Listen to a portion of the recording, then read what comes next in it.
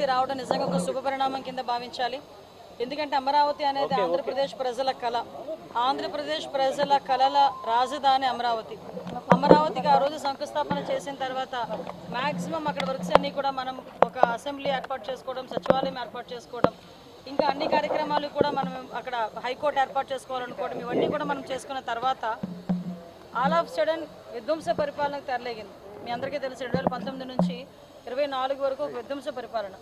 అది కూడా ఏంటంటే ఒక ప్రజావేదిక కూల్చివేత నుంచి స్టార్ట్ చేసి అమరావతి విధ్వంసానికి కూడా ఆ రోజే బీజం పడిన పరిస్థితి. చాలామంది ముఖ్యమంత్రులు ఒక టర్మ్లో చేసిన తర్వాత నెక్స్ట్ టర్మ్ వచ్చిన ముఖ్యమంత్రి కంటిన్యూ చేస్తారు.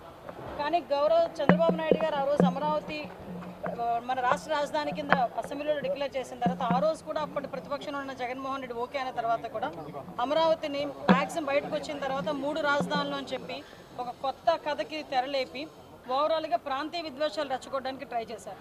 కానీ అమరావతి ప్రజలు కానీ ఆంధ్రప్రదేశ్ రాష్ట్ర ప్రజలకి కూడా అమరావతి రాజధానిగా ఉండాలి ఒక సెంటిమెంట్గా భావించుకొని వైజాగ్ ప్రజలు సైతం కూడా అమరావతి రాజధానిగా రావాలని కోరుకునే పరిస్థితి కనిపించింది.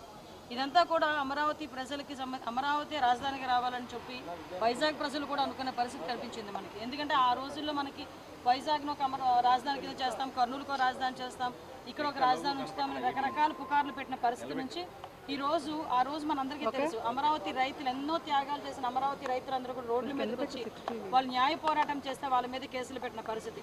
ఆఖరికి అమరావతి రైతుల మీద ఎస్సీల మీద అట్రాసిటీ కేసులు పెట్టుకున్న పరిస్థితి. అమరావతిని చూడటానికి వస్తామని చెప్పి గౌరవ ముఖ్యమంత్రి చంద్రబాబు నాయుడు గారు ప్రతిపక్షంలో ఉండేటప్పుడు ఒక బస్సు యాత్ర చేస్తే బస్సు మీద రాళ్ళు రువించిన పరిస్థితి. అదేంటని అడిగితే భావస్వేచ్ఛ ప్రకటన అని ఒక పోలీస్ ఆఫీసర్ చేత పలికించిన మాటలు.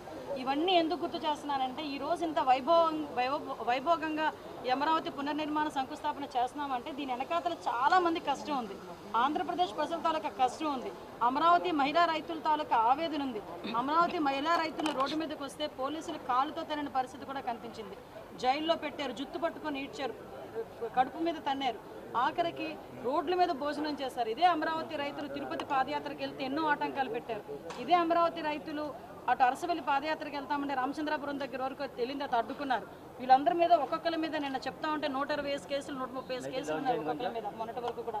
అంటే ఈ రోజు పరిస్థితి చూస్తూ ఉంటే ఇంతమంది రైతుల తాలూకా ఆ రోజుతో న్యాయ పోరాటం చేసిన న్యాయ పోరాటం, గౌరవ చంద్రబాబు నాయుడు గారు చేసిన న్యాయ పోరాటం, మన పవన్ కళ్యాణ్ గారు, అదేవిధంగా నారా లోకేష్ గారు వీళ్ళందరూ కూడా కంకణం కట్టుకుని ఎట్టి పరిస్థితులను ఆంధ్రప్రదేశ్కి అమరావతి రాజధానిగా ఉండాలని చెప్పి ఈరోజు మళ్ళీ అమరావతికి ఈరోజు కేంద్ర ప్రభుత్వం కూడా సహకరించడం నిజంగా చాలా శుభ పరిణామం కింద భావించాలి.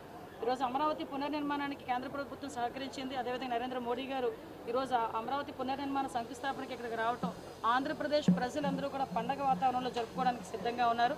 అందరూ కూడా నలుమూలల నుంచి రావడానికి సిద్ధంగా ఉన్నారు. దానికి సంబంధించిన ఏర్పాట్లు ఎలా ఉన్నాయని ఈరోజు చూడడానికి రావడం జరిగింది.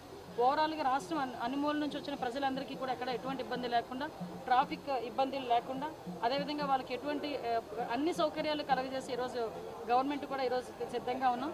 రాబోయే మే 2వ తారీఖున జరగబోయే అమరావతి పునర్నిర్మాణ శంకుస్థాపన అనేది అంగరంగ వైభవంగా జరుగుతుంది. ఒకటి చెప్తున్నానండి, చాలా మందికి నేను మళ్ళీ నిన్న కూడా చెప్పారు, సొంత ఇల్లు అనేది ఒక కళ ప్రతి ఒక్కరికి ఇక్కడ. అటువంటిది మన రాష్ట్ర రాజధాని ఈ రోజు వరకు కూడా అమరావతి అంటే రాష్ట్ర విభజన జరిగిన తర్వాత కొత్త రాష్ట్రం ఏర్పడిన తర్వాత మన రాజధాని ఏది అంటే క్వశ్చన్ మార్క్ పెట్టుకునే పొజిషన్లో మొన్నటి వరకు ఉండి ఈరోజు గర్వంగా అమరావతి మా రాజధాని అని చెప్పుకునే పరిస్థితికి తీసుకొచ్చాం. దీని అంతటికీ ప్రధాన కారకుడు మన దార్శనికత కలిగిన నాయకుడు మన ముఖ్యమంత్రి చంద్రబాబు నాయుడు గారికి మరొకసారి ఆంధ్రప్రదేశ్ ప్రజల తరపున ధన్యవాదాలు తెలియజేసుకుంటూ నరేంద్ర మోడీ గారికి పనులు ఎంతవరకు పూర్తయ్యాయి మేడం? పనులు ఎంతవరకు పూర్తయ్యాయి? పనులు ఇంకా పూర్తవుతాయి. బందోబస్తు విషయంలో ఎలాంటి చర్యలు తీసుకుంటా ఉన్నారు? ఇంచుమించు 6000 మంది పోలీసులు డిప్లాయ్ చేసుకున్నామండి. ఎవరివైనా CCTV కెమెరాస్ పెట్టుకున్నాం. సెంట్రల్ ఫోర్స్ వాళ్ళు కూడా ఇప్పుడే వచ్చి మొత్తం అంతా చెక్ చేసుకుని వెళ్ళారు. ఎక్కడ కూడా ఎటువంటి అవాంఛనీయ సంఘటనలు జరగవు, ఎక్కడ కూడా ఎటువంటి ఇబ్బందులు రావు.